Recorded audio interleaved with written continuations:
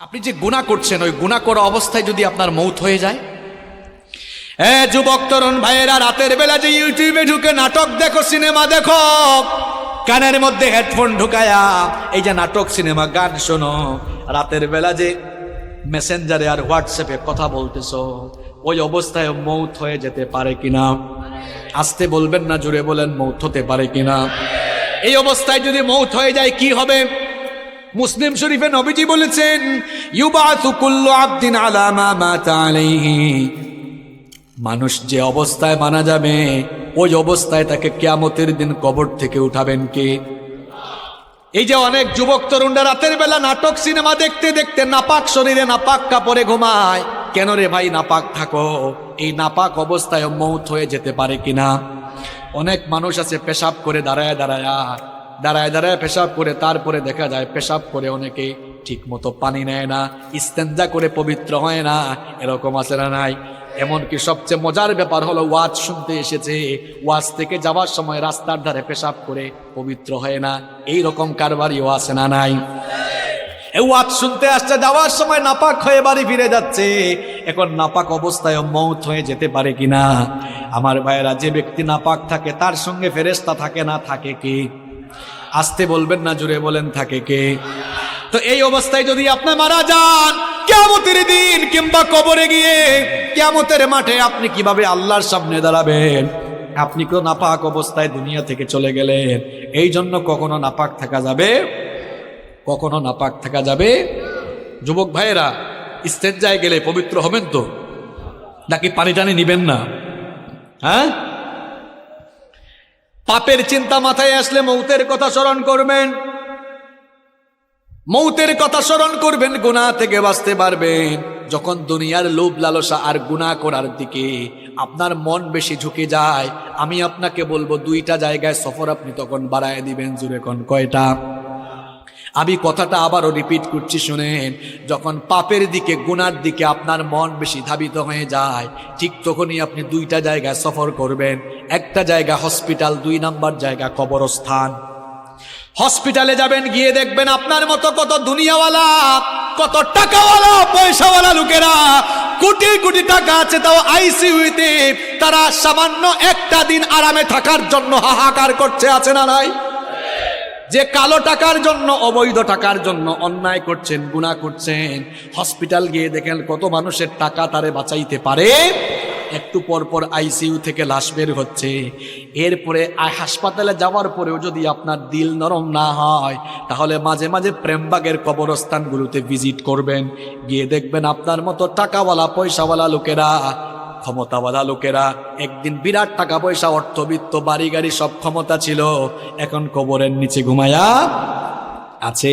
আমরা মনে করি আমাদের বউ আপন, আমরা মনে করি ছেলে মেয়ে আপন। আজকে মরে দেখেন কেউ আপনার আপন নয়, আপন কেবল একজন, তিনি কি কথা বলছি বুঝতে পারছেন আপনি? আপনি বলছেন আপনার বউ আপন, আপনার ছেলে মেয়ে ভাই বোন আপন। আপনি এই মুহূর্তে মরে যান, বুঝবেন আপন কে। দেখবেন এই বউ, এই ছেলে মেয়েরা কিছুক্ষণ কান্না করবে, কিছুক্ষণ কান্না করার পরে বলবে, মৃত লাশকে বেশিক্ষণ ঘরে রাখতে নাই, তাড়াতাড়ি দাফন করা দরকার। আপনাকে দেখবেন সাদা কাফন দিয়ে পেঁচায়া জানাজার মাঠে নিয়ে যাবে।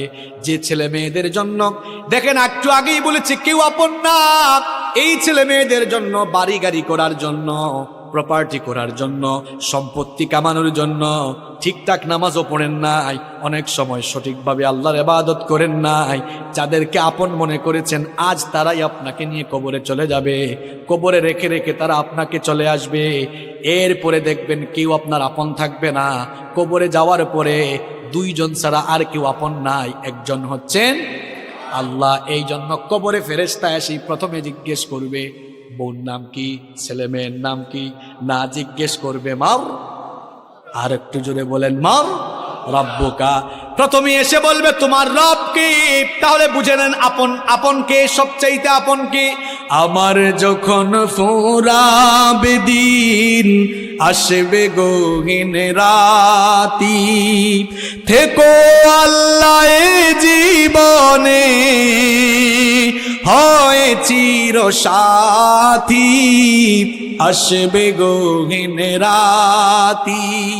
আমার ভাই, আমার বাপ, আমার বউ, আমার ছেলে মেয়ে বলছেন আমার আমার বলে যখন কাউকে পাবো না, সেদিন আমার শূন্য হিয়ায় তুমি থেকো সান্ত্বনা, তুমি থেকো সান্ত্বনা। আমার আমার বলে যখন কাউকে পাবো না, সেদিন আমার শূন্য হিয়ায় তুমি থেকো সান্ত্বনা, তুমি থেকো সান্ত্বনা।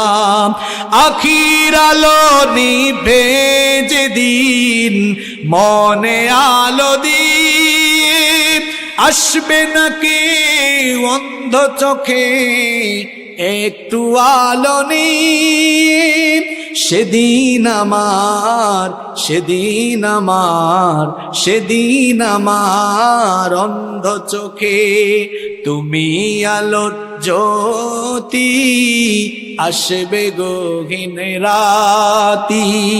আমার যখন ফোরাবে দিন আসবে গহীন রাতি, থেকো আল্লাহ এ জীবনে হয় চির সাথী, আসবে গহীন রাতি।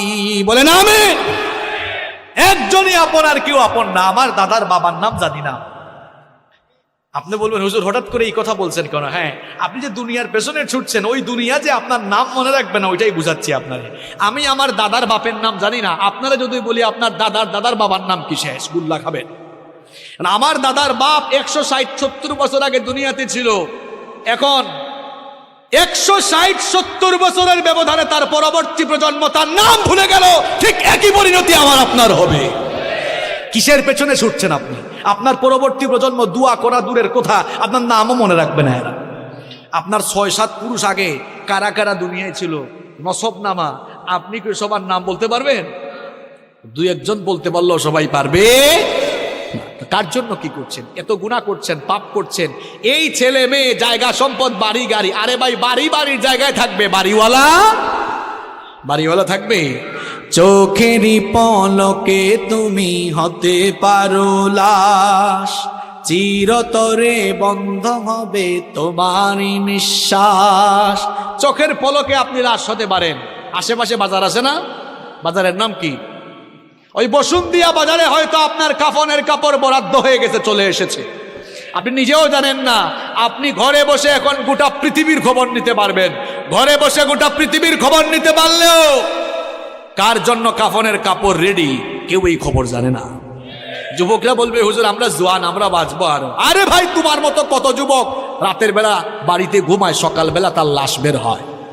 Keep in your mind, there is no serial of death. মৃত্যুর কোনো সিরিয়াল নাই। পৃথিবীতে আসার সিরিয়াল আছে, পৃথিবীতে আসার সিরিয়াল আছে, যাওয়ার কোনো সিরিয়াল নাই। দেখা যায় আসার সময় সবার আগে দাদা, তারপরে বাবা, এরপরে ছেলে, তারপর দাদার ঘরে নাতি। আসার সুন্দর সিরিয়াল আছে, যাওয়ার কোনো সিরিয়াল নাই। মাঝে মাঝে সিরিয়াল ব্রেক হয়ে দেখা যায় নাতির লাশ দাদা কবরে নামায়, অথবা ছেলের লাশ বাবা কবরে নামায়। যে কেউ যে কোনো সময় চলে যেতে পারে, কোনো ঠিক ঠিকানা নাই। কি কারণে আমাকে আপনাকে দুনিয়াতে পাঠানো হলো? কেন আমাদেরকে পয়দা করে দুনিয়াতে আল্লাহ পাঠালেন? কোরআনুল কারীমের 51 নম্বর সূরা সূরাতুয যারিয়াতের 56 নম্বর আয়াতের মাধ্যমে রব্বুল আলামিন আমাদেরকে সেই কথা জানিয়ে দিলেন, ওয়ামা খালাকাতুল জিন্না ওয়াল ইনসা ইল্লা লিয়াবুদুন। I didn't create the jinn kind and mankind except my worship. আল্লাহ তাআলা বলছেন, আমি পৃথিবীতে জিন আর মানব জাতিকে আমার গোলামি ছাড়া, আমার দাসত্ব ছাড়া অন্য কিছুর জন্য সৃষ্টি করি নাই। আমাদেরকে যার গোলামির জন্য সৃষ্টি করা হয়েছে তিনি কে? অনেকে বলে না, কয় হুজুর এত টাকা পয়সার মালিক, গোলাম পরিচয় দেই কেমনে? আপনি শুধু গোলাম নন, গোলামের ঘরের গোলাম, বান্দির ঘরের গোলাম। আপনার বাপ দাদা পূর্বপুরুষ 14 গোষ্ঠী আল্লাহর গোলাম। আমরা গোলাম জাত, গুলামির জন্যই আমাদেরকে সৃষ্টি করা হয়েছে। আমরা ইবাদত করব কার? বিধিবিধান মেনে চলবো কার? আমরা যেন আল্লাহর ইবাদত না করি, আমরা যেন আল্লাহর বিধিবিধান মেনে না চলি, আল্লাহর গুলামির পথে সব সময় একজন আমাদেরকে প্ররোচনা দেয়, বাধা দেয়, আমাদেরকে ধোঁকা দেয়। সবাই জোরে বলেন তো, তার নাম কি? শয়তান। এই শয়তানের বয়স আমাদের চেয়ে কম না বেশি? এই বেটার বুদ্ধি আমাদের চেয়ে কম না বেশি? দেখছেন কারবার, হে বয়সেও পাকনা, বুদ্ধিতেও পাকনা। সে সব সময় ধোঁকা দিয়ে দিয়ে আমাদেরকে আল্লাহর দ্বীনের বিপরীত পথে পরিচালিত করে জাহান্নামের দিকে নিয়ে যেতে চায়। শয়তানের এই প্ররোচনাকে মোকাবেলা করে, শয়তানের ফাঁদে পা না দিয়ে, শয়তানের গুলামি না করে যেই সকল লোকেরা আল্লাহর গুলামির পথে জীবন পরিচালনা করবে, তারাই নিজেদেরকে পরিশুদ্ধ বানিয়ে জান্নাতের পথে হাঁটতে হাঁটতে জান্নাতে চলে যাবে। সুবহানাল্লাহ। আর যারা শয়তানের ফাঁদে পা দিয়ে, শয়তানের প্ররোচনায় পড়ে দুনিয়ার জীবনকে শয়তানের কথা মতো দুনিয়ার জীবন কাটায় দিবে, এই লোকগুলোর দুনিয়া আখিরাত ব্যর্থ হয়ে এরা জাহান্নামে চলে যাবে। এই জন্য রব্বুল আলামিন কোরআনুল কারীমের 91 নম্বর সূরা সূরাতুশ শামসের 9 নম্বর আয়াত থেকে বললেন, কদ আফলাহা মান যাক্কাহা ওয়া কদ খাবা মান দাসসাহা। কথাগুলো কার? আল্লাহ তাআলা বলছেন, অবশ্যই সে সফল কাম হয়েছে যে শয়তানের প্ররোচনা থেকে মুক্ত হয়ে পাপ পঙ্কিলতা মুক্ত জীবন গঠন করে পরিশুদ্ধ হয়েছে, সে সফল হয়ে জান্নাতে যাবে। সুবহানাল্লাহ। সে ব্যক্তি ব্যর্থ হয়েছে যে তার জীবনকে গুনাহের সাগরে ডুবিয়ে দিয়েছে। এখন আমাদেরকে গুনাহের দিকে নিয়ে যেতে চায় যে, তার নাম কি? তার নাম কি? শয়তান। গুনাহ থেকে আপনারা বাঁচতে চান তো? গুনার দিকে নিয়ে যায় যে, তার নাম কি? শয়তানের ধোঁকা থেকে আমরা সবাই বাঁচতে চাই কি চাই না? যুবক, তরুণ, ছাত্র, আমার বাবার বয়সী সম্মানিত চাচারা, আমার মায়েরা, বোনেরা, আমরা সবাই তো গুনাহ থেকে বাঁচতে চাই। কারণ গুনাহ থেকে বেঁচে না থাকলে, শয়তানের ধোঁকা থেকে বেঁচে না থাকলে আমাদের দুনিয়া আখিরাত উভয়টাই নষ্ট হয়ে যাবে। এজন্য আমরা প্রত্যেকটি মানুষ গুনাহ থেকে, প্রত্যেকটি মুসলমানই নিজেকে বাঁচাতে চায়। এখন গুনাহ থেকে আপনি নিজেকে বাঁচাবেন কেমনে? গুনাহ থেকে, শয়তানের ধোঁকা থেকে নিজেকে আপনি হেফাজত করবেন কেমনে? আজ আমি আপনাদেরকে গুনাহ থেকে বাঁচা, শয়তানের ধোঁকা থেকে বাঁচার 12টি উপায় কোরআন আর সুন্নাহ থেকে তুলে ধরব। এত বাস্তবিক কথা আপনাদেরকে শোনায় যাব। এই 12টি পয়েন্ট আপনারা যদি মুখস্থ করে যেতে পারেন, আর এই 12টি আমল যদি প্রত্যেকটি ভাই শুরু করে দিতে পারেন, ইনশাআল্লাহ গুনাহমুক্ত জীবন সাজিয়ে আমরা জান্নাতে যাব। বলেন ইনশাআল্লাহ। প্রিয় ভাইয়েরা, আপনাদেরকে যে কাজটা করতে হবে, এই 12টা পয়েন্ট সবাইকে একদম মুখস্থ করে তারপর বাড়ি যাওয়া লাগবে। পারবেন না ইনশাআল্লাহ? মাত্র 12টা কথা, খুব সহজ কথা বলবো, আপনারা সবাই মুখস্থ করে বাড়ি যেতে পারবেন না ইনশাআল্লাহ? পারবেন তো ইনশাআল্লাহ?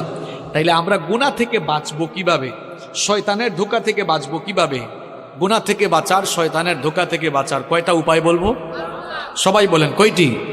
12টি। দেখেন, শুরু করছি। নাম্বার 1, 1 নাম্বার, গুনার দিকে নেয় যে তার নাম শয়তান, ওই শয়তানের ওয়াসওয়াসা থেকে পানাহ চাইতে হবে কার কাছে?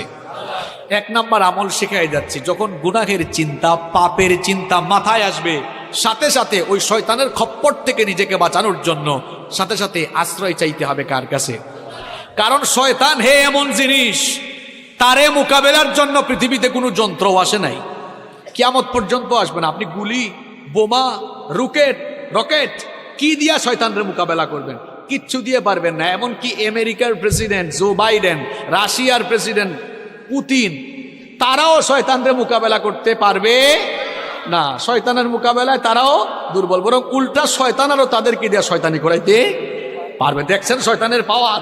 আমেরিকার প্রেসিডেন্ট, রাশিয়ার প্রেসিডেন্ট, যে রাশিয়ার প্রেসিডেন্ট পুতিন পশ্চিমা বিশ্বকে বুড়ি আঙ্গুল দেখায়, যে ন্যাটোকে পর্যন্ত তুয়াক্কা করে না, সেও শয়তানের মোকাবেলায় সফল না ব্যর্থ। কারণ শয়তানকে আল্লাহ এমন পাওয়ার দিয়েছেন, আপনার শরীরের শিরায় শিরায় সে বিচরণ করার ক্ষমতা রাখে। এই শয়তান আপনাকে গুনাহের চিন্তা মাথায় এনে দিবে, পাপের চিন্তা মাথায় এনে দিবে। এজন্য শয়তানের ধোঁকা থেকে, গুনাহ থেকে বাঁচার জন্য প্রথম আমল করবেন, যখনই গুনাহের চিন্তা মাথায় আসবে, পাপের চিন্তা মাথায় চলে আসবে, আশ্রয় চাইবেন কার কাছে? এই আমলটা আমি আপনাদেরকে শিখাচ্ছি না, কোরআনুল কারীমের 7 নম্বর সূরা সূরাতুল আরাফের 200 নম্বর আয়াতে আল্লাহ তাআলা এই আমল আমাদেরকে শিখালেন। আল্লাহ তাআলা বললেন, ওয়া ইম্মা ইয়ানজাগান্নাকা মিনাশ শাইতানি নাযগুন ফাস্তাইয বিল্লাহ ইন্নাহু সামিউন আলীম। আল্লাহ তাআলা বলছেন, আর শয়তানের প্ররোচনা যখন তোমাকে প্ররোচিত করবে, সাথে সাথে তুমি আল্লাহর কাছে আশ্রয় চাও। প্রশ্ন হলো, আল্লাহর কাছে আমরা আশ্রয় চাইবো কিভাবে? এবার বুখারী আর মুসলিম শরীফ থেকে হাদিস শুনিয়ে আপনাদেরকে বুঝাই দিচ্ছি কিভাবে আল্লাহর কাছ থেকে আশ্রয় চাওয়া লাগে। নবী করিম সাল্লাল্লাহু আলাইহি ওয়াসাল্লামের সামনে একবার দুই ব্যক্তি ঝগড়া করছিল।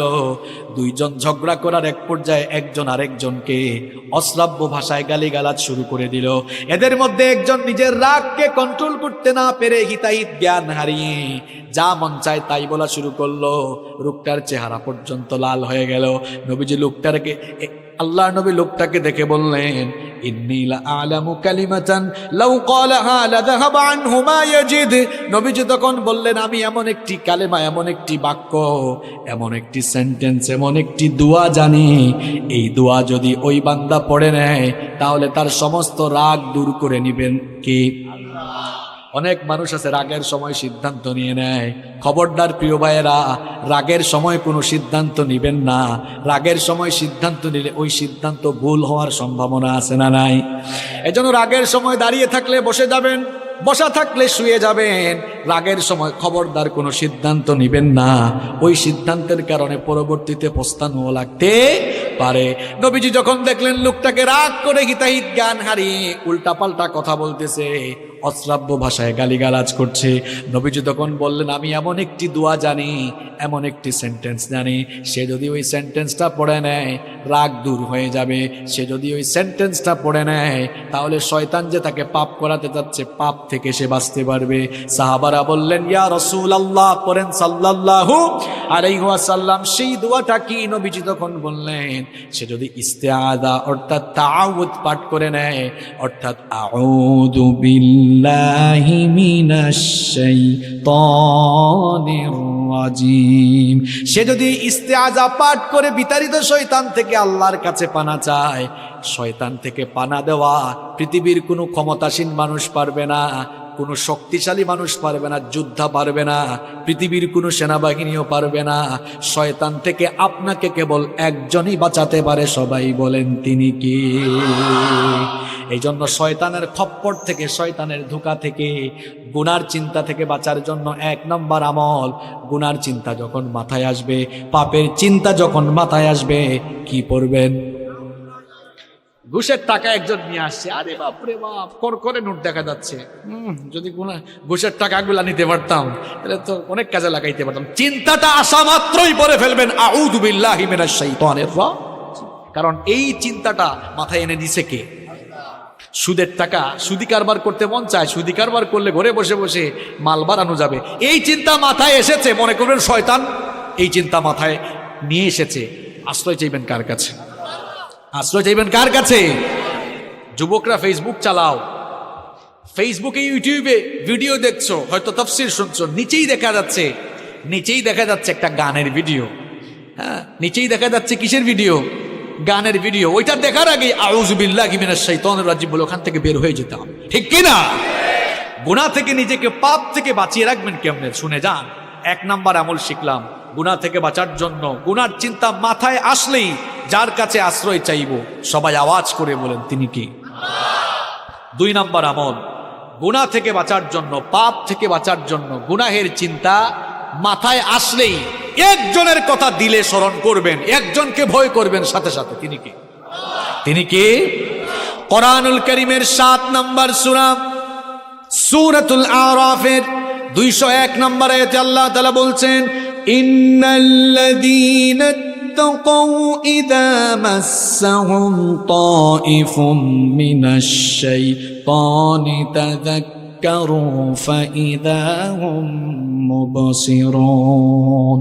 আল্লাহ তাআলা বলছেন, নিশ্চয়ই যারা তাকওয়া অবলম্বন করে, নিশ্চয়ই যারা আল্লাহকে ভয় করে, শয়তানের প্ররোচনা যখন তাদেরকে স্পর্শ করে শয়তান যখনই তাদেরকে ধোঁকা দিতে চায়, তখন তারা গুনাহ থেকে বাঁচার জন্য একজনের কথা স্মরণ করে তাকেই ভয় করে। তিনি কি? যাদের হৃদয়ে আছে আল্লাহর ভয়, তারা কভু পথ ভুলে যায় না। আল্লাহর প্রেম ছাড়াই দুনিয়ায় কারো কাছে কোনো কিছু চাই না, কারো কাছে কোনো কিছু চাই না। আল্লাহর ভয় যার অন্তরে আছে সে কখনো বিপদগামী হতে পারে।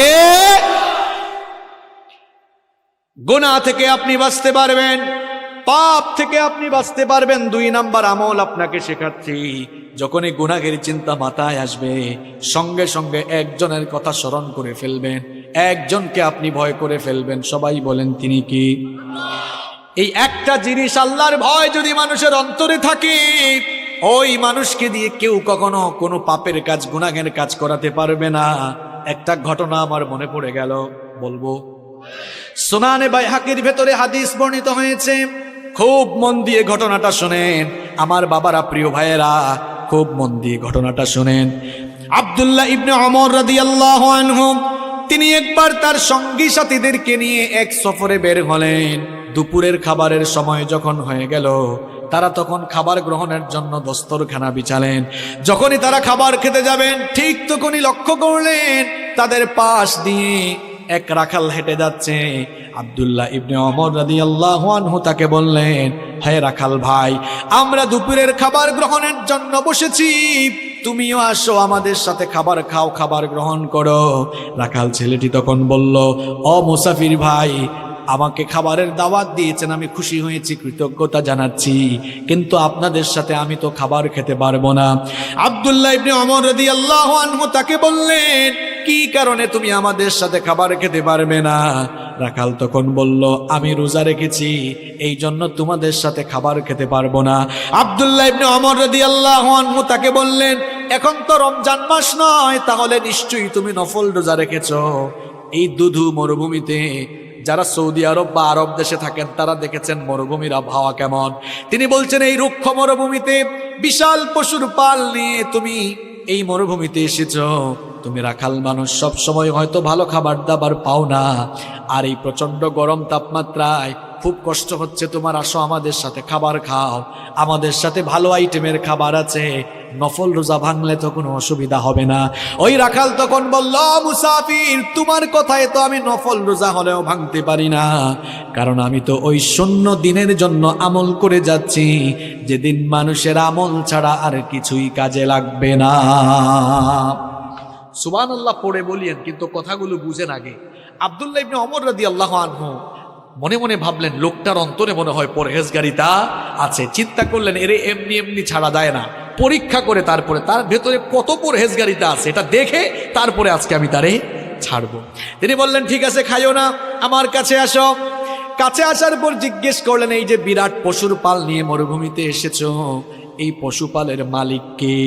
রাখাল বলল, এগুলোর মালিক আমি নই, আমি একজনের গোলাম, আমি তার পশুপাল মরুভূমিতে চড়াই। এবার আব্দুল্লাহ ইবনে ওমর রাদিয়াল্লাহু আনহু রাখালকে পরীক্ষা করার জন্য একটা অপশন পেয়ে গেলেন।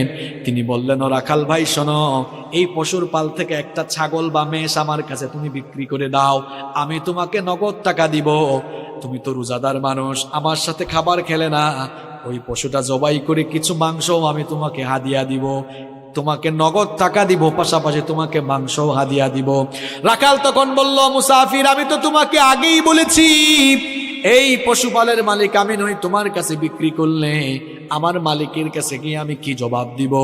আব্দুল্লাহ ইবনে ওমর রাদিয়াল্লাহু আনহু তাকে পরীক্ষা করছেন, পরীক্ষা করার উদ্দেশ্যেই সবগুলো কথা বলতেছেন।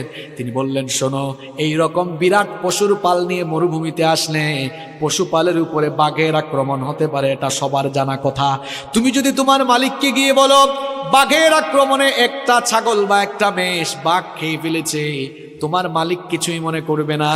একদিকে তারেও বুঝ দিতে পারবা, অন্যদিকে আমার কাছে বিক্রি করলে নগদ টাকা আর কিছু মাংস হাদিয়া পাবা। সুতরাং নগদেই লাভ তুমি হাতছাড়া করো না। রাখাল, সে রাখাল এবং গরিব মানুষ হলেও জবাবটা কি দিল শুনে, সে তখন বলল, মুসাফির, কি বোকার মতো কথা বলছো তুমি? আমি হয়তো মিথ্যা বলে ধোঁকাবাজি করে আমার মালিককে গিয়ে যে কোনো কায়দায় আমি বুঝ দিয়ে ফেলতে পারবো, কিন্তু তোমার কাছে প্রশ্ন হচ্ছে, আইন আল্লাহ, আমার আল্লাহ কোথায়? আমার মালিকের মালিক, তোমার মালিক, আমার মালিক, বিশ্বজাহানের মালিক, সেই আল্লাহ তাআলাকে ধোঁকা দেওয়া তো কারো দ্বারা সম্ভব হবে না। ঠিক কইেন না কেন? কি বুঝলেন? দেখছেন, অন্তরে আল্লাহর ভয় থাকলে কেউ জোর করে কখনো তাকে দিয়া খারাপ কাজ করাতে পারবে না। আমি তো বলি, কারো অন্তরে আল্লাহর ভয় থাকলে এরে আপনি গাছের সাথে বাঁধা পিটানো, যদি বলেন যাই খারাপ কাজ করছে মরে যাবে, তাও আল্লাহর ভয়ে গুনাহের কাজ করবে না। শুধু পুলিশ দিয়া পিটাইয়া মানুষ ভালো বানানো যায় না। মাঝে মাঝে দেখা যায় জেলখানায় ঢুকার পরে দাগি দাগি আসামি জামিন নিয়ে বের হয়ে প্রমোশন নিয়ে বড় বড় ডাকাত হয়ে যায়। শুধু পিটাইয়া মানুষ ভালো বানাইতে পারবেন না। মানুষের কলিজার ভেতরে আল্লাহর ভয় ঢুকায় দেন, দেখবেন এই মানুষগুলো আল্লাহর ওলি হয়ে যাবে। গুনাহ থেকে বাঁচতে হলে আল্লাহর ভয় কলিজায় ঢুকাতে হবে। যার কলিজায় আল্লাহর ভয় আছে, ওই যুবক কখনো ফোন হাতে নিয়ে অশ্লীল ভিডিও দেখবে না। যার কলিজায় আল্লাহর ভয় আছে মিথ্যা বলবে না। যার কলিজায় ভয় আছে জনগণের সম্পদ মেরে খাবে না, মানুষের হক নষ্ট করবে না। যার কলিজায় ভয় আছে ইসলামের বিরুদ্ধে কথা বলবে না। যার কলিজায় আল্লাহর ভয় নাই, সে যা মন চায় তাই করতে পারবে। এমনকি কেউ ব্যবসায়ী হলে আল্লাহর ভয় থাকলে কখনো মানুষের সঙ্গে ধোঁকা দিবে না। দেখেন আল্লাহর ভয়টা কি জিনিস, এই ঘটনাটা আপনারা সবাই জানেন, তাও আমি 30 সেকেন্ডে বলছি জাস্ট বুঝাবার জন্য। ওমর রাদিয়াল্লাহু আনহু, আপনারা জানেন, তিনি অর্ধ পৃথিবী শাসন করেছেন। রাতের বেলা ঘুমাতেন, অর্ধ পৃথিবীর শাসন করতে হয়, রাতের ঘুম হারাম।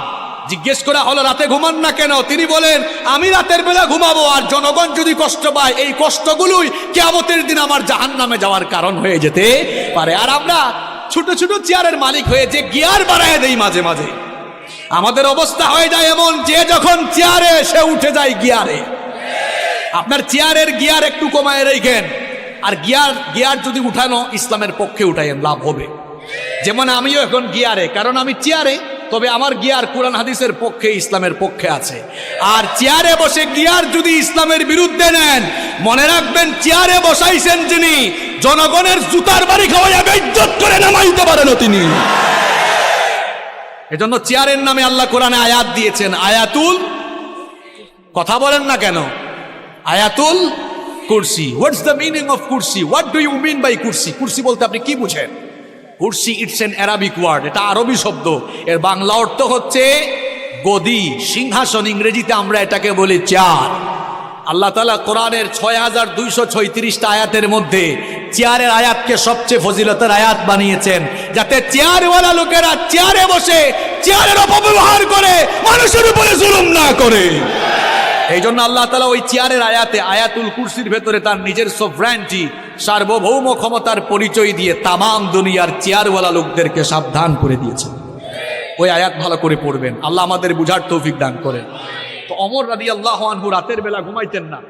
একদিন শেষ রাতে দেখলেন এক বাড়িতে আলো জ্বলতেছে, কথাবার্তাও শোনা যাচ্ছে। একটু কান পাতলেন। স্বাভাবিক অবস্থায় কান পেতে কিছু শোনা জায়েজ নয়, তবে দায়িত্বশীল ব্যক্তির জন্য সেটা জায়েজ আছে। তিনি শুনলেন এক মা তার মেয়েকে বলছে যে, মেয়ে, বেটি উঠ, আমি উটনির দুধ দোহন করে এনেছি, দুধ তো কম পেয়েছি, পানি মিশা, দুধের পরিমাণও বাড়বে, লাভের পরিমাণও বাড়বে। মেয়ে বলল, মা গো, এটা তো অন্যায় কাজ, খাদ্যদ্রব্যে ভেজাল দেওয়া এটা ঠিক নয়। তাছাড়া আমাদের প্রেসিডেন্ট আমিরুল মুমিনিন ওমর রাদিয়াল্লাহু আনহু, তিনি তো রাষ্ট্রীয় নিষেধাজ্ঞা জারি করে দিয়েছেন যে খাদ্যে কোনো ভেজাল দেওয়া যাবে না। মা বলল, বেটি, এ তো বোকা কেন তুই? ওমর তো এই আদেশ দিয়া সে তার বাড়িতে ঘুমায়, সে কি আমাদের মা মেয়ের কারবার দেখে? অথচ ওমর রাদিয়াল্লাহু আনহু দেয়ালের পাশে সব শোনে। আর মেয়ের কলিজায় আল্লাহর ভয় কেমন দেখেন।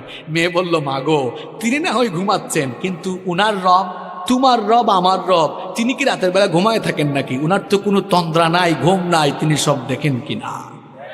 দেখেছেন আল্লাহর ভয়? এই একটা জিনিস আপনার অন্তরে থাকলে, পাপের চিন্তা মাথায় এসেছে, জনগণের হক মাইরা খাওয়ার চিন্তা মাথায় এসেছে, সাথে সাথে কলিজায় আল্লাহর ভয় ঢুকান মিয়া। পাপ থেকে গুনাহ থেকে বাঁচতে পারবেন। 2 নাম্বার আমল শিখালাম, পাপের চিন্তা গুনাহের চিন্তা মাথায় আসা মাত্রই, পাপের চিন্তা গুনাহের চিন্তা, এদিকে ঘুরে, পাপের চিন্তা গুনাহের চিন্তা মাথায় আসা মাত্রই একজনের কথা স্মরণ করে তাকে ভয় করে ফেলা। তিনি কে? তিনি কে? আল্লাহ। কয়টা পয়েন্ট বললাম? 1 নাম্বার কি পড়বেন? গুনার চিন্তা মাথায় আসলে কি পড়বেন? 2 নাম্বার কাকে ভয় করবেন? নাম্বার 3 নাম্বার গুনাহের চিন্তা মাথায় আসলেই একটা জিনিসের কথা মনে করবেন, সেটার নাম মৃত্যু। সেটার নাম, জোরে বলেন, সেটার নাম কি? আপনি যে গুনাহ করছেন, ওই গুনাহ করা অবস্থায় যদি আপনার মৌত হয়ে যায়। যুবক তরুণ ভাইয়েরা, রাতের বেলা যে ইউটিউবে ঢুকে নাটক দেখো, সিনেমা দেখো, কানের মধ্যে হেডফোন ঢুকায়া এই যে নাটক সিনেমা গান শোনো, রাতের বেলা যে মেসেঞ্জারে আর হোয়াটসঅ্যাপে কথা বলতেছো, ওই অবস্থায় মৌত হয়ে যেতে পারে কিনা? আসতে বলবেন না, জোরে বলেন, মৌত হতে পারে কিনা? এই অবস্থায় যদি মৌত হয়ে যায় কি হবে? মুসলিম শরীফে নবীজি বলেছেন, ইউবাসু কুল্লু আবদিন আলা মা মাতা আলাইহি, মানুষ যে অবস্থায় মারা যাবে ওই অবস্থায় তাকে কিয়ামতের দিন কবর থেকে উঠাবেন কে? এই যে অনেক যুবক তরুণরা রাতের বেলা নাটক সিনেমা দেখতে দেখতে নাপাক শরীরে নাপাক কাপড়ে ঘুমায়। কেন রে ভাই নাপাক থাকো? এই নাপাক অবস্থায় মৌত হয়ে যেতে পারে কিনা? অনেক মানুষ আছে পেশাব করে দাঁড়ায় দাঁড়ায় পেশাব করে, তারপরে দেখা যায় পেশাব করে অনেকে ঠিক মতো পানি নেয় না, ইস্তেঞ্জা করে পবিত্র হয় না, এরকম আছে না নাই? এমনকি সবচেয়ে মজার ব্যাপার হলো, ওয়াজ শুনতে এসেছে, ওয়াজ থেকে যাওয়ার সময় রাস্তার ধারে পেশাব করে পবিত্র হয় না, এই রকম কারবারিও আছে না নাই? ওয়াজ শুনতে আসছে, যাওয়ার সময় নাপাক হয়ে বাড়ি ফিরে যাচ্ছে।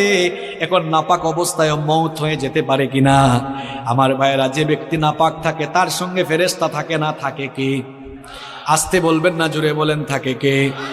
তো এই অবস্থায় যদি আপনি মারা যান, কিয়ামতের দিন কিংবা কবরে গিয়ে কিয়ামতের মাঠে আপনি কিভাবে আল্লাহর সামনে দাঁড়াবেন? আপনি তো নাপাক অবস্থায় দুনিয়া থেকে চলে গেলেন। এই জন্য কখনো নাপাক থাকা যাবে, কখনো নাপাক থাকা যাবে। যুবক ভাইয়েরা, ইস্তেঞ্জায় গেলে পবিত্র হবেন তো, নাকি পানি টানি নিবেন না? হ্যাঁ, পাপের চিন্তা মাথায় আসলে মৌতের কথা স্মরণ করবেন, মৌতের কথা স্মরণ করবেন, গুনাহ থেকে বাঁচতে পারবেন। যখন দুনিয়ার লোভ লালসা আর গুনাহ করার দিকে আপনার মন বেশি ঝুঁকে যায়, আমি আপনাকে বলবো 2টা জায়গায় সফর আপনি তখন বাড়ায় দিবেন। জুড়ে কোন কয়টা? আমি কথাটা আবারও রিপিট করছি, শুনেন। যখন পাপের দিকে গুনার দিকে আপনার মন বেশি ধাবিত হয়ে যায়, ঠিক তখনই আপনি 2টা জায়গায় সফর করবেন। একটা জায়গা হসপিটাল, 2 নাম্বার জায়গা কবরস্থান। হসপিটালে যাবেন, গিয়ে দেখবেন আপনার মতো কত দুনিয়াওয়ালা, কত টাকাওয়ালা, পয়সাওয়ালা লোকেরা, কোটি কোটি টাকা আছে, তাও আইসিইউতে তারা সামান্য একটা দিন আরামে থাকার জন্য হাহাকার করছে, আছে না নাই? যে কালো টাকার জন্য, অবৈধ টাকার জন্য অন্যায় করছেন, গুনাহ করছেন, হসপিটাল গিয়ে দেখেন কত মানুষের টাকা তারে বাঁচাইতে পারে। একটু পর পর আইসিইউ থেকে লাশ বের হচ্ছে। এরপরে হাসপাতালে যাওয়ার পরেও যদি আপনার দিল নরম না হয়, তাহলে মাঝে মাঝে প্রেমবাগের কবরস্থানগুলোতে ভিজিট করবেন। গিয়ে দেখবেন আপনার মতো টাকাওয়ালা, পয়সাওয়ালা লোকেরা, ক্ষমতাওয়ালা লোকেরা, একদিন বিরাট টাকা পয়সা, অর্থবিত্ত, বাড়ি গাড়ি সব ক্ষমতা ছিল, এখন কবরের নিচে ঘুমায়া আছে। আমরা মনে করি আমাদের বউ আপন, আমরা মনে করি ছেলে মেয়ে আপন। আজকে মরে দেখেন কেউ আপনার আপন নয়, আপন কেবল একজন, তিনি কি কথা বলছি বুঝতে পারছেন আপনি? আপনি বলছেন আপনার বউ আপন, আপনার ছেলে মেয়ে ভাই বোন আপন। আপনি এই মুহূর্তে মরে যান, বুঝবেন আপনকে। দেখবেন এই বউ, এই ছেলে মেয়েরা কিছুক্ষণ কান্না করবে, কিছুক্ষণ কান্না করার পরে বলবে, মৃত লাশকে বেশিক্ষণ ঘরে রাখতে নাই, তাড়াতাড়ি দাফন করা দরকার। আপনাকে দেখবেন সাদা কাফন দিয়ে পেঁচায়া জানাজার মাঠে নিয়ে যাবে। যে ছেলে মেয়েদের জন্য, দেখেন একটু আগেই বলেছে কেউ আপন না, এই ছেলে মেয়েদের জন্য, বাড়ি গাড়ি করার জন্য, প্রপার্টি করার জন্য, সম্পত্তি কামানোর জন্য ঠিকঠাক নামাজও পড়েন নাই, অনেক সময় সঠিকভাবে আল্লাহর ইবাদত করেন নাই। যাদেরকে আপন মনে করেছেন আজ তারাই আপনাকে নিয়ে কবরে চলে যাবে, কবরে রেখে রেখে তারা আপনাকে চলে আসবে। এরপরে দেখবেন কেউ আপনার আপন থাকবে না। কবরে যাওয়ার পরে দুইজন ছাড়া আর কেউ আপন নাই, একজন হচ্ছেন আল্লাহ। এই জন্য কবরে ফেরেশতা এসে প্রথমে জিজ্ঞেস করবে বোন নাম কি, ছেলে মেয়ের নাম কি, না জিজ্ঞেস করবে মার, আর একটু জোরে বলেন মার রব্বুকা। প্রথমে এসে বলবে তোমার রব কি, তাহলে বুঝে নেন আপন। আপন কে? সবচাইতে আপন কে? আমার যখন ফুরাবে দিন, আসবে গহীন রাতি, থেকো আল্লাহ এ জীবনে, হয় চির সাথী, আসবে গহীন রাতি।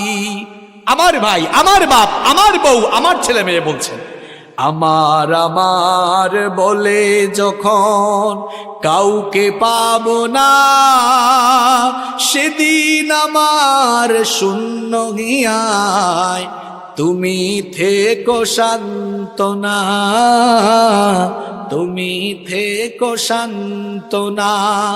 আমার আমার বলে যখন কাউকে পাবো না, সেদিন আমার শূন্য হিয়ায় তুমি থেকো সান্ত্বনা, তুমি থেকো সান্ত্বনা। আখির আলো নিভে যেদিন মনে আলো দিয়ে, আসবে নাকি অন্ধ চোখে একটু আলো নিয়ে, সেদিন আমার, সেদিন আমার, সেদিন আমার অন্ধ চোখে তুমি আলো জ্যোতি, আসবে গহীন রাতি। আমার যখন ফুরাবে দিন, আসবে গহীন রাতি, থেকো আল্লাহ এ জীবনে, হয় চির সাথী, আসবে গহীন রাতি। বলেন আমিন। একজনই আপন, আর কেউ আপন না। আমার দাদার বাবার নাম জানি না। আপনি বলবেন হুজুর হঠাৎ করে এই কথা বলছেন কেন? হ্যাঁ, আপনি যে দুনিয়ার পেছনে ছুটছেন, ওই দুনিয়া যে আপনার নাম মনে রাখবে না, ওইটাই বুঝাচ্ছি আপনারে। আমি আমার দাদার বাপের নাম জানি না। আপনারা যদি বলি আপনার দাদার বাবার নাম কি, শেষ গুল্লা খাবেন। আমার দাদার বাপ 160-70 বছর আগে দুনিয়াতে ছিল। এখন 160-70 বছরের ব্যবধানে তার পরবর্তী প্রজন্ম তার নাম ভুলে গেল। ঠিক একই পরিণতি আমার আপনার হবে। কিসের পেছনে ছুটছেন আপনি? আপনার পরবর্তী প্রজন্ম দোয়া করা দূরের কথা, আপনার নামও মনে রাখবে না এরা। আপনার 6-7 পুরুষ আগে কারা কারা দুনিয়ায় ছিল, নসব নামা, আপনি কি সবার নাম বলতে পারবেন? 2-1 বলতে পারলেও সবাই পারবে। কার জন্য কি করছেন? এত গুনাহ করছেন, পাপ করছেন। এই ছেলে মেয়ে, জায়গা সম্পদ, বাড়ি গাড়ি, আরে ভাই বাড়ির জায়গায় থাকবে, বাড়িওয়ালা থাকবে। চোখেরই পলকে তুমি হতে পারো লাশ, চিরতরে বন্ধ হবে তোমারই নিঃশ্বাস। চোখের পলকে আপনি লাশ হতে পারেন। আশেপাশে বাজার আছে না? বাজারের নাম কি? ওই বসুন্তিয়া বাজারে হয়তো আপনার কাফনের কাপড় বরাদ্দ হয়ে গেছে, চলে এসেছে, আপনি নিজেও জানেন না। আপনি ঘরে বসে এখন গোটা পৃথিবীর খবর নিতে পারবেন। ঘরে বসে গোটা পৃথিবীর খবর নিতে পারলেও কার জন্য কাফনের কাপড় রেডি, কেউ এই খবর জানে না। যুবকরা বলবে হুজুর আমরা জোয়ান, আমরা বাঁচবো আরো। আরে ভাই, তোমার মতো কত যুবক রাতের বেলা বাড়িতে ঘুমায়, সকালবেলা তার লাশ বের হয়। Keep in your mind, there is no serial of death. মৃত্যুর কোনো সিরিয়াল নাই। পৃথিবীতে আসার সিরিয়াল আছে, পৃথিবীতে আসার সিরিয়াল আছে, যাওয়ার কোনো সিরিয়াল নাই। দেখা যায় আসার সময় সবার আগে দাদা, তারপরে বাবা, এরপরে ছেলে, তারপর দাদার ঘরে নাতি। আসার সুন্দর সিরিয়াল আছে, যাওয়ার কোনো সিরিয়াল নাই। মাঝে মাঝে সিরিয়াল ব্রেক হয়ে দেখা যায় নাতির লাশ দাদা কবরে নামায়, অথবা ছেলের লাশ বাবা কবরে নামায়। যে কেউ যে কোনো সময় চলে যেতে পারে, কোনো ঠিক ঠিকানা নাই। এই বাড়ি বাড়ি জায়গা থাকবে বাড়িওয়ালা। আমি বলছিলাম পাপের চিন্তা মাথায় আসলেই কোন জিনিসটার কথা স্মরণ করা। আরেকটু জোরে বলেন। মৃত্যু আমাদের সামনে না পিছনে? না, এটা ভুল। মৃত্যু সামনে নয়, মৃত্যু পেছনে। কবর হলো সামনে, মৃত্যু পেছনে, কবর সামনে। আমার প্রিয় ভাইরা, যখনই কোনো গুনার চিন্তা মাথায় আসবে সাথে সাথে মৌতের কথা স্মরণ করবেন। আমি যদি গুনাহ করতে করতে মারা যাই, মরে যেতে পারি কিনা, মরে যেতে পারি কিনা, এই মৃত্যুর কথা স্মরণ করলে দেখবেন আপনি গুনাহের কাজ থেকে, পাপের কাজ থেকে নিজেকে আপনি হেফাজত করে রাখতে পারবেন ইনশাআল্লাহ। কষ্ট হচ্ছে না তো? আচ্ছা, গুনাহ থেকে বাঁচার কয়টা উপায় বলতেছি, আরো জোরে বলেন। ঘুম আসছে নাকি? এটা তাকবীর দেন তো, লিল্লাহি তাকবীর। দাঁড়ান দাঁড়ান, একটু বিয়ের আগে দেন যারা বিয়া করে ফেলছেন, এরপরে অবিবাহিতরা দিবেন। দেখি বিবাহিত এদের এনার্জি বেশি না অবিবাহিতদের এনার্জি বেশি? বিবাহিত ভাইরা প্রথমে রেডি, আপনারা মান সম্মান রাখেন কিন্তু। সবাই রেডি তো? লিল্লাহি তাকবীর। বাপরে বাপ, আরো করা যাবে নাকি? অবিবাহিত ভাইরা তোমরা শুনছো তো বিবাহিতদের আওয়াজ, নিজেদের মান সম্মান ইজ্জত নষ্ট করো না। তোমাদের আওয়াজ যদি বিয়ের আগেই কম থাকে সবাই ট্রল করবে তোমাদেরকে নিয়ে। সবাই রেডি তো অবিবাহিত ভাইরা? আচ্ছা, ইলেকট্রিসিটি চলে আসছে আলহামদুলিল্লাহ। অবিবাহিত ভাইরা সবাই রেডি তো? লিল্লাহি তাকবীর। তোমাদের তো এনার্জি বেশি থাকবেই ভাই, তোমরা তো বিয়ে করো না। এবার বিবাহিত অবিবাহিত ছোট বড় আমার বয়স্ক বাবারা সবাই মিলে আরেকবার লিল্লাহি তাকবীর। এদের জীবনে আসছিল সব চলে গেছে, তাই না? এবার শুনতেও মজা লাগবে, তবে আমি কষ্ট দিব না আপনাদেরকে, শর্টলি বলছি। সম্মানিত ভাইয়েরা, তাহলে গুনাহ থেকে বাঁচার আমল হচ্ছে মোট 12টা। কয়টা বলছি? 3টা। 1 নাম্বার আশ্রয় চাইবেন কার কাছে, 2 নাম্বার ভয় করবেন কারে, 3 নাম্বার কোন জিনিসের কথা স্মরণ করবেন, 4 নাম্বার গুনাহ থেকে বাঁচতে হলে নিজেকে নফসের গোলাম বানানো যাবে, নফসের গোলাম নিজেকে বানানো যাবে না। কারণ নফস মানুষকে পাপের দিকে ধাবিত করে। আর নফস হলো 3 প্রকার। নফস কয় প্রকার? জোরে বলেন, কয় প্রকার? আরো জোরে, কয় প্রকার?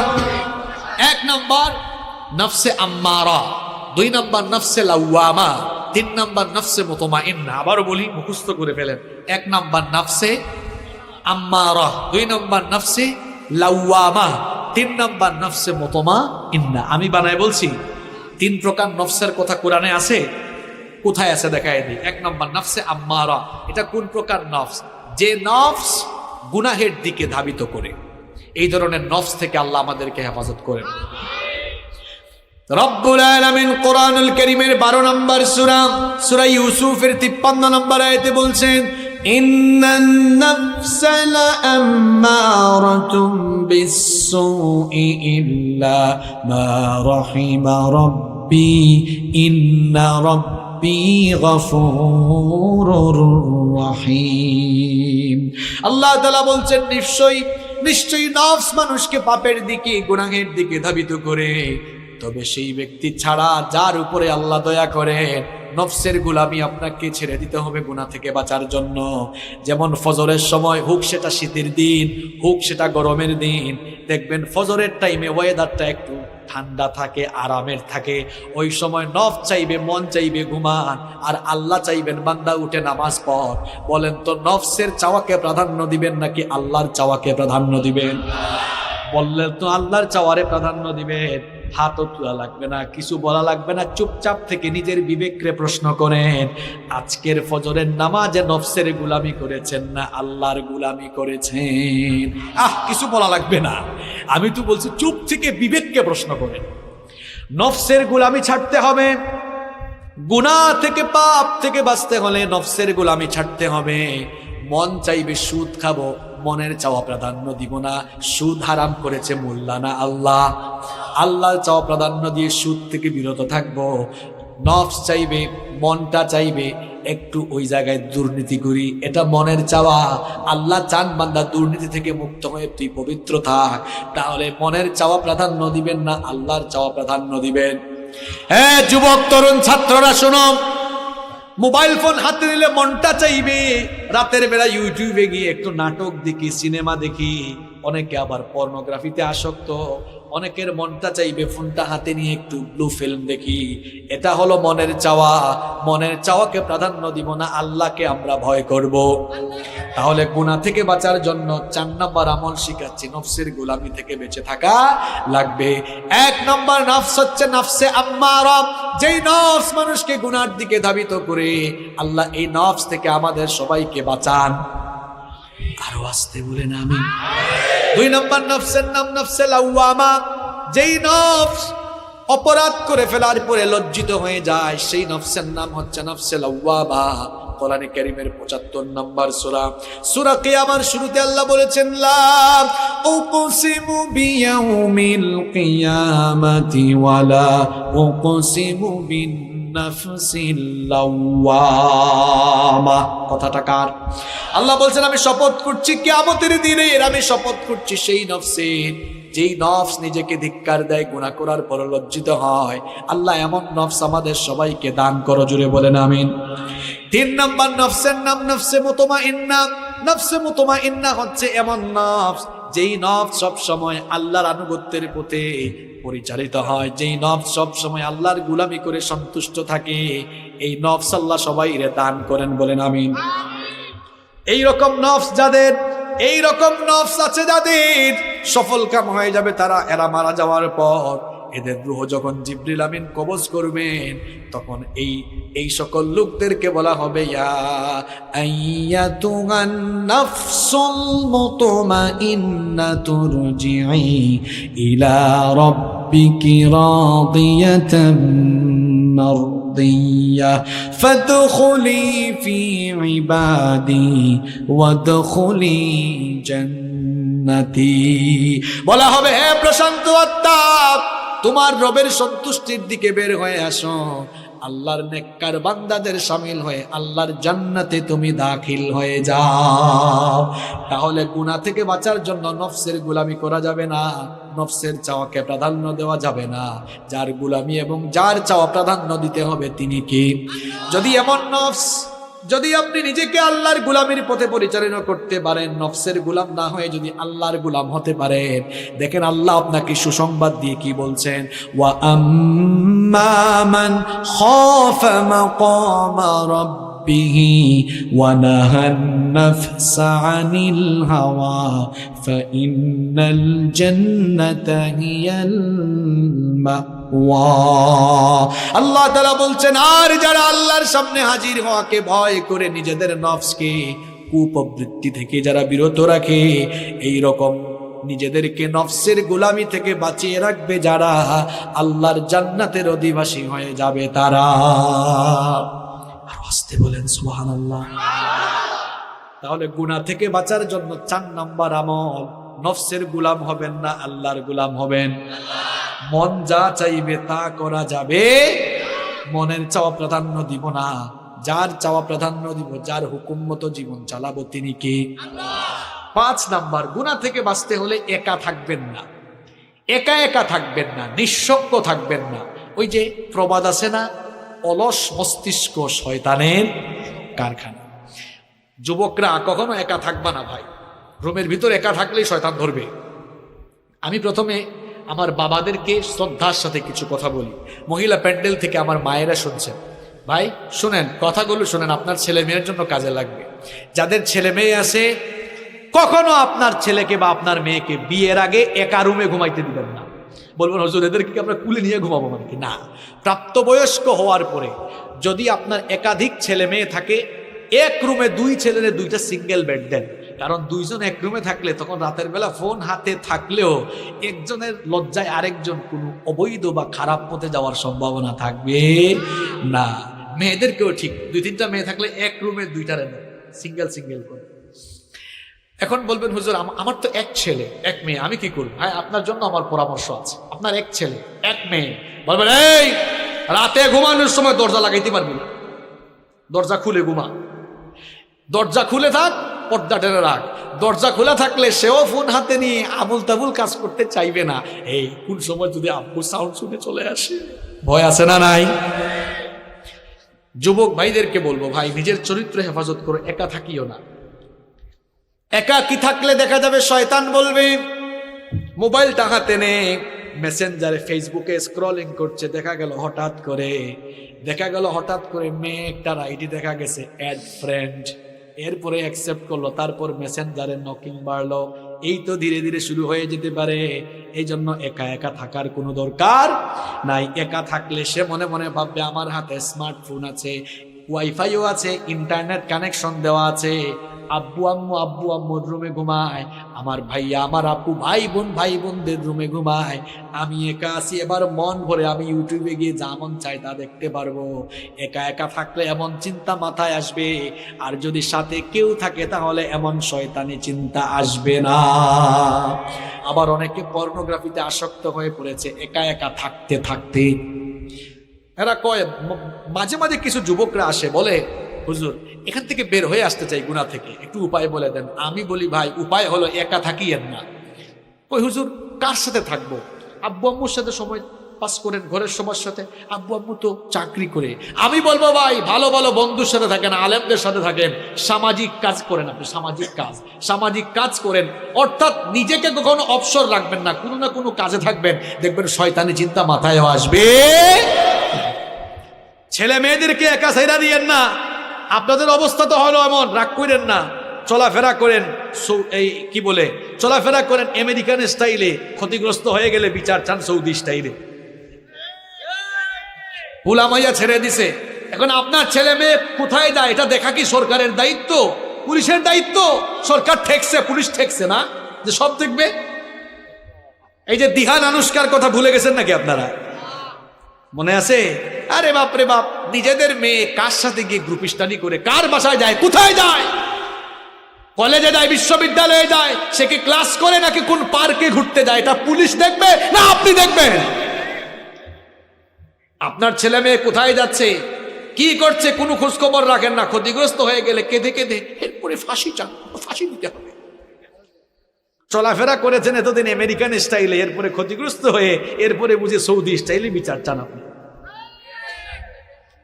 নিজের সন্তান কোথায় যাচ্ছে, কি করছে, ভালো করে বলে গেলাম, খবরদার সন্তানগুলোরে একা রাখবেন না, নইলে খালি কপালে হাত দিবেন। ছাত্ররা যারা আছো, যুবক তরুণ যারা আছো, ভাই একা থাকবা না, নিজের চরিত্রটা সুন্দর রাখো। পারা যাবে তো ইনশাল্লাহ? পারা যাবে ইনশাল্লাহ? দেখেন তো, গুনাহ থেকে বাঁচার এই যে 5 নাম্বার আমলটা বললাম, এটা জীবনের সাথে বাস্তব না অবাস্তব? আসলে দেখবেন একা একা থাকলে শয়তান ধোঁকা দেয় বেশি। ওই যে অলস মস্তিষ্ক শয়তানের কারখানা। এই জন্য কখনো একাকী থাকা যাবে। ওই যে কিছুদিন আগে ওই যে কোন এক নায়কের শ্বশুর গুলি করে মারা গেল না, লোকটার নাম কি যেন ভুলেও গেছি আমি। লোকটার নাম কি, মনসুর খান নাকি আবু মনসুর খান, কি জানি নাম আছে। এই লোকটা নিঃসঙ্গ থাকতে থাকতে দেখছেন শেষ পর্যন্ত সুইসাইড করেছে। সুইসাইড করা ভালো জিনিস? তা মহাপাপ। দেখছেন একাকিত্ব, নিঃসঙ্গতা মানুষকে কোথায় নিয়ে যায়? খালি শয়তানি না, মাঝে মাঝে মৃত্যুর দিকেও নিয়ে যায়। অনেক ছেলেরা আছে বের হয় না, সারাটা দিন দরজা লাগাইয়া ঘুমায়, আর সারাদিন ল্যাপটপে আছে, ফোনে আছে।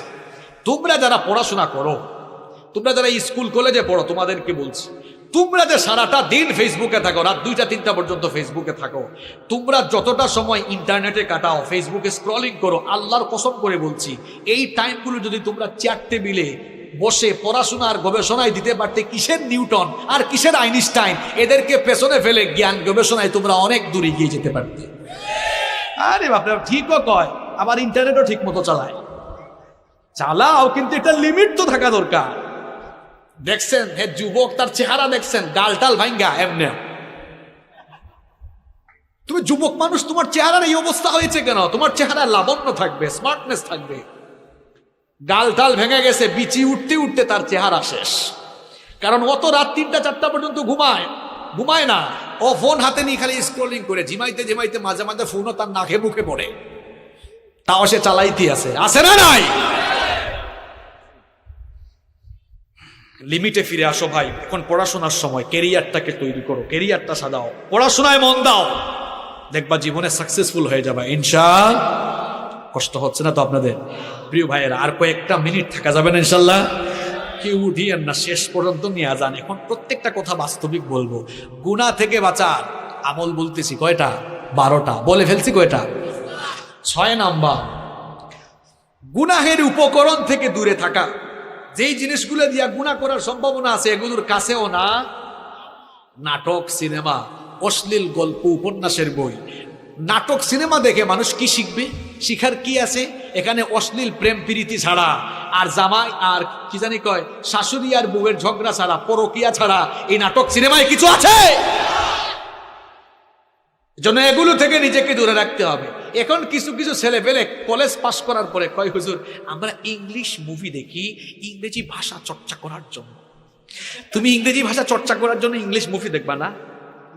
আমি ছাত্র জীবনে একটা মেসে থাকতাম, তখনও আমি বিশ্ববিদ্যালয়ে ভর্তি হয় নাই, ইউনিভার্সিটিতে ভর্তি হব এইরকম টাইমে। এখন এক ভাই আমার সিনিয়র দিনে রাতে কানে হেডফোন লাগাইয়া ল্যাপটপের দিকে তাকায় থাকে। একদিন বললাম, ভাইজান আপনি দেখি সব সময় ল্যাপটপের দিকে তাকায় থাকেন। এটা অনেক আগের 2010 সালের বলতেছি কথা। কয় তুমি এগুলা বুঝবা না, আমি লন্ডন যাব, আইএলটিএস করছি, ভাষা চর্চার জন্য ইংলিশ মুভি দেখছি। আমি বললাম, ভাই ভাষা চর্চার জন্য তো আপনি ল্যাঙ্গুয়েজ ক্লাবে যাবেন, ল্যাঙ্গুয়েজ ক্লাবে গিয়ে আপনি সেখানে না চর্চা করবেন, বেশি বেশি স্পিকিং করবেন, বেশি বেশি কথা বলবেন, কথা বলার পরিবেশে থাকবেন, তখন না আপনি ভাষা চর্চা করতে পারবেন। চুপ থাকো, সিনিয়র ভাই তো কিছু তো বলাও যায় না। তো এইরকম অনেক কারবারি আছে না নাই? হে ভাষা শিখতে শিখতে যে কোন জিনিস শিখতেছে এটা হে ভালো করে জানে। গুনাহের উপকরণ থেকে দূরে থাকতে হবে। পর্নোগ্রাফিতে যারা আসক্ত এদের ভেতর থেকে মনুষ্যত্ববোধ চলে গেছে, এদের ভেতরে পশুত্ব তৈরি হয়েছে। এরা মেয়েদেরকে জীবনে কোনোদিন সম্মান করতে পারবে না। মেয়ে দেখলেই হে মনে করে এটা ভোগ্য পণ্য, এটা ভোগ করার জিনিস। কারণ পর্নোগ্রাফিতে আসক্ত হয়ে সে নিজের ভেতরের পশুত্বকে জাগ্রত করে এখন নারী দেখলেই তার কাছে লাগে এটা ভোগ্য পণ্য। নারীকে সে সম্মানের চোখে দেখতে পারে না। এখন অনেকে বলবে, হুজুর পাপের পথ থেকে ফিরে আসবো কেমনে? ভাই রাত 10টার পরে যদি ফোন হাতে নিলে তোমার ফোন দিয়ে বিপদে যাওয়ার সম্ভাবনা থাকে। আমি বলছি এইটা থেকে দূরে থাকো। রাত 10টার পরে ফোন আর বালিশের কাছে না, একেবারে ড্রয়ারে ফেলা, ফজরের পরে হাতে নিও। আর বাবা মাদেরকে আরেকটা কথা বলি, অনেকের বাড়িতে ওয়াইফাই আছে না, রাত 10টা বাজবে ওয়াইফাইয়ের সুইচ অফ, ওয়াইফাইয়ের সুইচ বন্ধ, নইলে দেখবেন ছেলে মেয়েরা কিন্তু কারবার করে ফেলতে পারে। আর সবচেয়ে ভালো হয় এমন সচেতন হন, রাত 10টার পরে খাওয়া দাওয়ার পরে ছেলে মেয়েদেরকে বলবেন, এই ফোন দে, ফোন দে। রাতের বেলা ফোনের দরকার আছে, সকালবেলা আমার কাছ থেকে আবার ফোন নিয়ে যাইও। এই কথাগুলো আপনাদের ভালোর জন্য বলতেছি। ডিভাইস তো হাতে, আমাদের ছেলে মেয়েরা নষ্ট হয়ে যাচ্ছে অপশিক্ষার অপসংস্কৃতির কারণে। ছোট বয়স থেকেই বাচ্চাদের হাতে আমরা ফোন তুলে দিয়েছি। আরে ভাই আগে তো ছোট ছোট বাচ্চারা কান্না করলে মা বাবারা দৌড়ে এসে কুলে নিয়ে আয় আয় চাঁদ মামা গল্প শোনায়, কবিতা শোনায় ঘুম পাড়াইতো। এখন 2-3 বছরের বাচ্চা কান্না করলে মা বাবা এসে ইউটিউবে ঢুকে baby shirt dude dude dude do লাগায় দেয়। আর 2-3 বছরের বাচ্চারা ফোন হাতে নিয়ে ইউটিউবে ঢুকে একটার পর একটা চেঞ্জ করতেও জানে। ওই দিন দেখলাম 3 বছরের বাচ্চা মোবাইল স্ক্রলিং করছে এমন ভাবে, আমি হুজুর মানুষ, আমি নিজেই এরকম স্ক্রলিং জানি না। একজন আমারে কয় ওই দিন, হুজুর দোয়া করবেন। বললাম কি হয়েছে? কয় আমার মেয়ে জেএসসিতে A+ পেয়েছে, মানে ক্লাস 8 পাস করছে আর কি, A+ পেয়েছে। আমি বললাম মাশাআল্লাহ গুড। কই হুজুর জানেন খুশি হয়ে আমি আইফোন গিফট করে দিয়েছি। আমি বললাম ভালো করছেন, কিছুদিন পরে আপনারা জামাই গিফট করবে। এই ছোট্ট ছোট্ট ছেলে মেয়েদের হাতে ফোন তুলে দিয়েন না, নইলে কারবার ঘটাই ফেলবে। রাতের বেলা ফোন কেড়ে নেবেন, ইন্টারমিডিয়েট পাস করার আগ পর্যন্ত হাতে ফোন দিয়েন না। এগুলো পরামর্শ দিয়ে গেলাম, মানলে কল্যাণ হবে ইনশাআল্লাহ। গুনাহ থেকে বাঁচার জন্য 6 নাম্বার আমল বলে যাচ্ছি। গুনাহের উপাদান যেগুলো, এগুলোর ধারে কাছেও যাওয়া। তার মানে কি ফোন থেকে দূরে থাকবেন? আরে ভাই প্রত্যেকটা জিনিসের পজিটিভ নেগেটিভ আছে, নেগেটিভ গুলা বর্জন করে পজিটিভ গুলা। এই যে ক্যামেরা, এটা দিয়া মুভি নাটক সিনেমার শুটিং করা হয়, আবার এখানে মাহফিলে ওয়াজও রেকর্ড করা হচ্ছে। এক জিনিস দিয়ে 2 কাম করা যায় কি যায় না? তা আপনি খারাপ জিনিস করবেন না ভালোটা করবেন? সিদ্ধান্ত নিতে হবে কাকে? আপনাকে সিদ্ধান্ত নিতে হবে কাকে? গুনাহ থেকে বাঁচা থাকার জন্য 7 নম্বর আমল হলো ইন্টারনেট এবং তথ্য প্রযুক্তির অপব্যবহার থেকে নিজেকে বাঁচিয়ে রাখতে হবে। যুবক তরুণ ভাইয়েরা, ইন্টারনেট আর তথ্য প্রযুক্তির অপব্যবহারের কারণে আজ আমার কলিজার টুকরা যুবক তরুণ ছাত্র ভাইদের যৌবন নষ্ট হয়ে যাচ্ছে। আমার কলিজার টুকরা ভাইয়েরা, দরদ মাখা ভাষায় বলে যাচ্ছি, মনে রেখো, রাতের বেলা হাতে ফোন আছে, ইন্টারনেট আর তথ্য প্রযুক্তির অপব্যবহার করে তুমি যদি খারাপ কিছু দেখতে চাও, হয়তো ভাবতেছো আমাকে তো আব্বু আম্মু দেখে না, ভাই বোন কেউ দেখে না, কিন্তু একজন তো সবই দেখেন, তিনি কি? আর যারা নামাজও পড়ে, দেখবেন অনেক মানুষ আছে নামাজ পড়ে রোজা রাখে, ভালো ভালো কাজ করে, আবার একা একা হয়ে গেলে গোপনে গোপনে হারাম কাজে লিপ্ত হয়, আছে না নাই? আল্লাহর নবীর একটা হাদিস আমার মনে পড়ে গেল। নবীজি বলছেন, তুমি তোমার পরিবারের লোকদের সামনে অন্যায় কাজ, পাপের কাজ করতে যেমন লজ্জা পাও, তুমি যদি তোমার পরিবারের কারো সামনে পাপ করতে লজ্জা পাও, তোমার আল্লাহর সামনে গুনাহ করতে তোমার কি কোনো লজ্জা লাগে না? কারণ আল্লাহ বান্দার সব কিছু দেখেন কিনা, জোরে বলেন দেখেন কিনা। খুব ভয়ঙ্কর একটা হাদিস আমার মনে পড়লো, শুনেন ভাইরা, কান লাগান। একদিন নবীজি সাহাবীদেরকে বললেন, আমার সাহাবীরা শোনো, আমার উম্মতের কিছু মানুষ কিয়ামতের দিন তিহামা নামক বিখ্যাত শুভ্র পর্বতমালার সমান আমল নিয়ে হাজির হবে। সহজ বাংলায় বলতেছি, বুঝেন। নবীজি বলতেছেন, কিয়ামতের দিন পাহাড়ের সমপরিমাণ আমল নিয়ে কিছু মানুষ হাজির হবে। হাজির হওয়ার পরেও পর্বতমালার সমপরিমাণ আমলকে আল্লাহ ধুলায় পরিণত করে উড়াইয়া দিবেন। কি সাংঘাতিক কথা শুনতেছেন কথা। কিয়ামতের দিন কিছু লোক পাহাড়ের সমান বিশাল নেকির পাহাড় নিয়ে উঠার পরে তাদের নেক আমলগুলোকে আল্লাহ ধুলাবালুয় পরিণত করে দিবেন। সাওবান রাদিয়াল্লাহু আনহু নবীজিকে জিজ্ঞেস করলেন, ইয়া রাসূলুল্লাহ, পড়েন সাল্লাল্লাহু আলাইহি ওয়াসাল্লাম, নবী গো, তারা কারা? এদের ব্যাপারে আমাদেরকে বলেন, তাহলে আমরা সাবধান হয়ে যাব। নবীজি বললেন, সাওবান, এরা হচ্ছে তোমাদেরই ভাই, যারা তোমাদের সঙ্গে নামাজ পড়বে, তোমাদের সাথেই চলাফেরা করবে, কিন্তু যখন তারা নির্জনে একাকী হয়ে যাবে, তখন তারা গোপনে গোপনে হারাম কাজে লিপ্ত হয়ে যাবে। এজন্য যুবক ভাইরা, রাতের বেলা গোপনে গোপনে মেয়েদেরকে মেসেঞ্জারে নক দিও না। রাতের বেলা একা একা ইউটিউবে ঢুকে হারাম কিছু দেখিও না।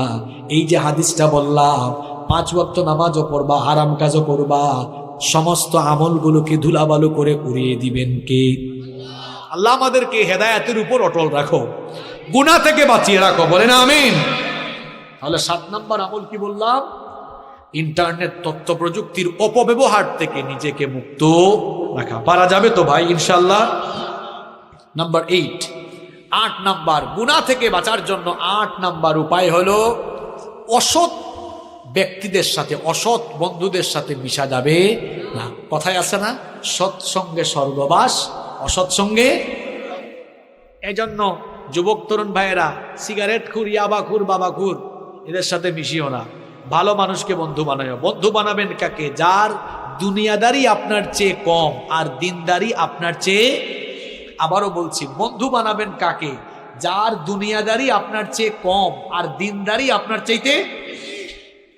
আমি জানি মাহফিলে অনেক ভাইরা আসেন গুনাহ করতে করতে, এই গুনাহ নিয়েই আসেন। তারা হয়তো এখন আমার কথা রাগ করছে, হুজুর আমরা খারাপ কাজ করি বলে কেউ কি আমাদের বন্ধু হবে না? হবে। আপনাদের বন্ধু আমরা, আপনাদের বন্ধু এখানে যারা 5 ওয়াক্তের নামাজি ভালো ভালো ছেলে, এরা আপনাদের বন্ধু। আমরা আপনাদেরকে দাওয়াত দিয়ে দিয়ে, মাথায় হাত দিয়ে দিয়ে, বুকে টেনে টেনে নামাজি বানাবো ইনশাআল্লাহ। আমি বলতেছি ওই সকল ছেলেদেরকে যারা একটু মিশলেই খারাপ হয়ে যাওয়ার সম্ভাবনা আছে। আপনারাও দেখবেন ছেলে মেয়েরা কাদের সাথে মিশে, কারণ হে হয়তো ভালো আছে, কিন্তু খারাপ কারোর সাথে মিশলে থাকতে থাকতে সেও খারাপ হয়ে যেতে পারে। এই জন্য প্রিয় ভাইয়েরা, গুনাহ থেকে বাঁচার জন্য 8 নম্বর উপায় হলো, অসৎ ব্যক্তিদের সাথে মিশা যাবে না। কষ্ট হচ্ছে আপনাদের? এই তো শুনেন, আর 4টা পয়েন্ট আছে। নাম্বার 9 নম্বর, গুনাহ থেকে বাঁচার জন্য মনটা চাইবে গুনাহ করে ফেলি, এই কামটা করে ফেলি, সাথে সাথে সবর করে নিজেকে তখন সংযত করবেন, যেটাকে বলি আমরা কন্ট্রোল করা। নিজেকে কন্ট্রোল করতে হবে। আপনি যদি কন্ট্রোল করতে পারেন, সুবহানাল্লাহ, আমার আল্লাহ কত দয়াবান।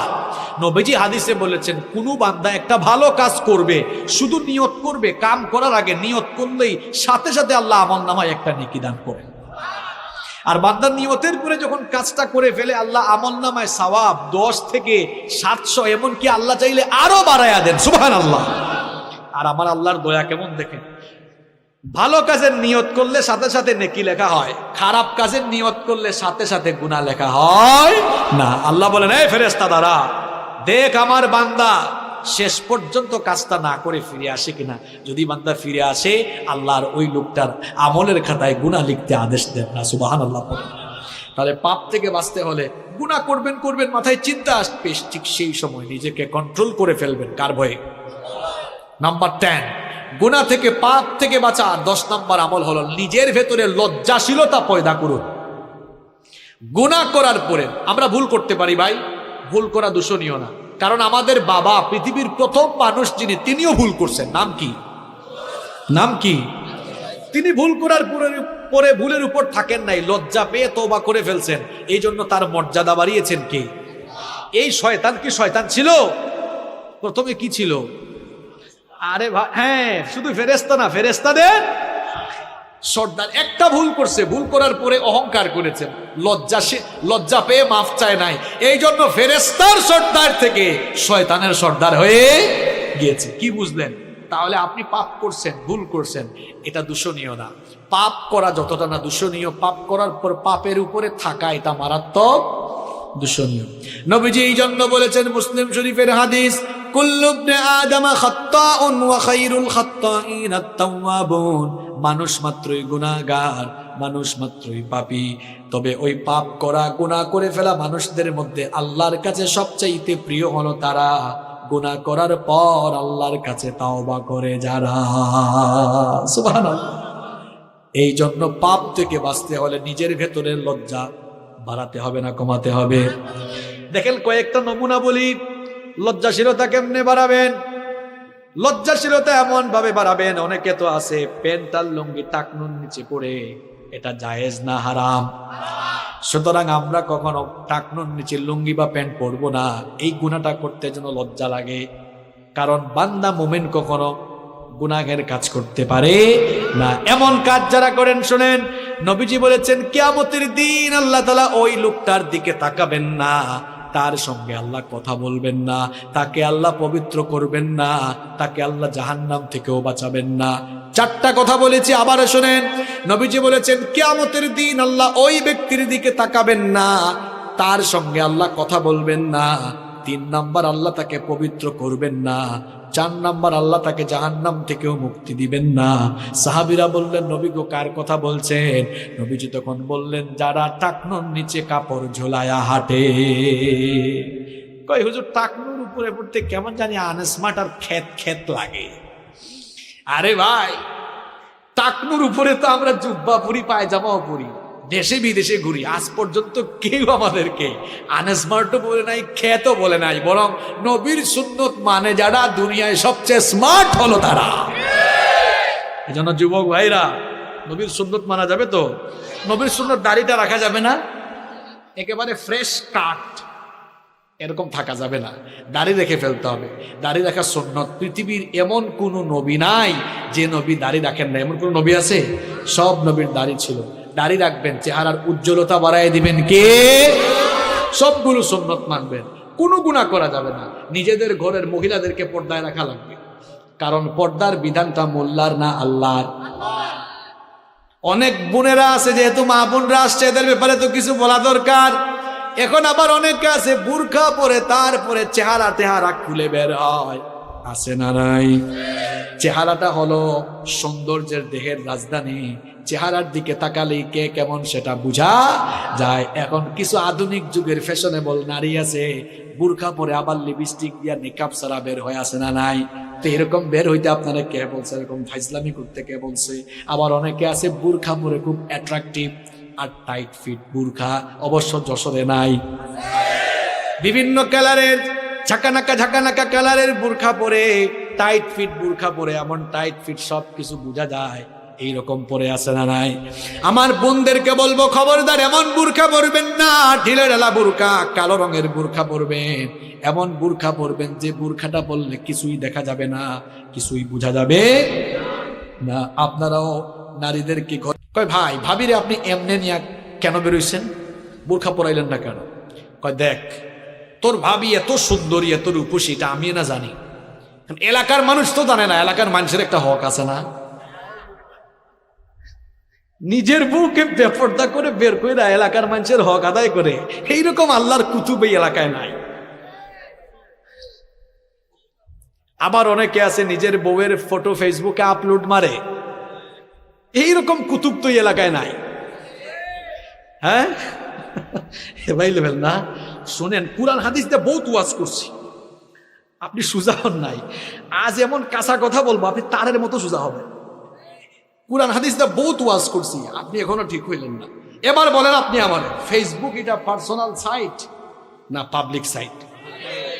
হ্যাঁ জোরে বলেন, বউ কি পার্সোনাল না পাবলিক? আশ্চর্য কথা, বউ পার্সোনাল, ফেসবুক পাবলিক সাইট। এখন পার্সোনাল জিনিসকে তো পাবলিক সাইটে আপলোডায় তারা, নিজের বউকে জনগণের মানুষের সম্পদ বানিয়েছে যারা। বেহায়া, বেশরম, নির্লজ্জ কোথাকার, আপনার মধ্যে আত্মসম্মান বোধ বলতে কিছুই না। আবার বউর ফটো ফেসবুকে দেওয়ার পরে ছোট ছোট ভাইরা এলাকার আছে না, ফেসবুকে অ্যাড কমেন্ট করেছে। একজন বলছে, ওয়াও ভাবিকে হ্যাপি লাগতেছে। আরেকজন কয়, ভাই ভাবিকে জোস লাগতেছে। এ বেকুব, কার জোস কে খায় রে? একটু লজ্জা, আমি হাসির কথা বলেছি, তো লজ্জা শরম নাই আপনার? আল হায়াউ শু'বাতুম মিনাল ঈমান, নবীজি বলেছেন লজ্জাশীলতা ঈমানের অংশ। নিজের ভেতরে লজ্জা বাড়ান, আল্লাহ আমাদের সবাইকে লজ্জাশীল বানান। গুনাহ থেকে বাঁচার 10 নাম্বার উপায় বলছি, নিজেকে লজ্জাশীল বানাতে হবে। এমন লজ্জা যে আমার আল্লাহ গুনাহ করতে নিষেধ করছেন, আমি তো গুনাহ করতেই লজ্জা পাবো, গুনাহ আমি করবো না। পারা যাবে তো ইনশাআল্লাহ? খারাপ লাগতেছে আপনাদের? সারা জীবন তো বহুত ওয়াজ শুনছেন, বাট জীবন পরিবর্তনের কিছু ওয়াজ শুনে যান, এই 12টা আমল শিখে যান। একটু পরে কিন্তু আমি পড়া আদায় করব, যারা পারবেন না খবর আছে। পারা যাবে তো ইনশাল্লাহ? তবে ভয় নাই, আমি আবার আপনাদেরকে অপশন দিয়ে সহজ করে দিব। পারবেন না ইনশাল্লাহ? আচ্ছা, পরীক্ষা সহজ হবে, কঠিন না। নাম্বার 11, পাপ থেকে, গুনাহ থেকে বাঁচার 11 নাম্বার উপায় হলো খারাপ চিন্তা বাদ দিয়ে বেশি বেশি ভালো চিন্তা করবেন। কারে মারবেন খালি, এরে মারবেন, তারে মারবেন, এদিকে টাকা মারবেন, ওইদিকে সম্পদ মারবেন, এইসব চিন্তা বাদ দেন। চিন্তা, ভালো চিন্তা বাড়ান, যে আমি আজ ফজরের নামাজ জামাতে আদায় করব। ভালো চিন্তা না খারাপ চিন্তা? আমি আজান হয়ে গেলে এই 5 ওয়াক্তের নামাজগুলো টাইম দিয়ে আদায় করব। আমি রেগুলার কোরআন পড়বো, হাদিস পড়বো, ইসলামী বই পড়বো, আমি মানুষদেরকে যথাসাধ্য সহযোগিতা করব, সামাজিক কাজ করব, দান করব, সদকা করব, আমার যে সকল ভাইয়েরা অভাবী আছে তাদের পাশে দাঁড়াবো। মানে ভালো ভালো চিন্তা করেন, যত বেশি ভালো চিন্তা করবেন তত আপনি খারাপ চিন্তা থেকে মুক্ত হয়ে গুনাহ থেকে নিজেকে বাঁচিয়ে রাখতে পারবেন। পারা যাবে ইনশাআল্লাহ। নাম্বার 12, 12 এবং সর্বশেষ হচ্ছে গুনাহ থেকে বাঁচার জন্য তাওবা ইস্তেগফারের অভ্যাস গড়ে তুলেন। বেশি বেশি তওবা ইস্তেগফার করেন। দেখি সবাই আন্তরিকতা দিয়ে একেবারে দিল থেকে বলবেন, আমাদের কলিজার টুকরা নবীজি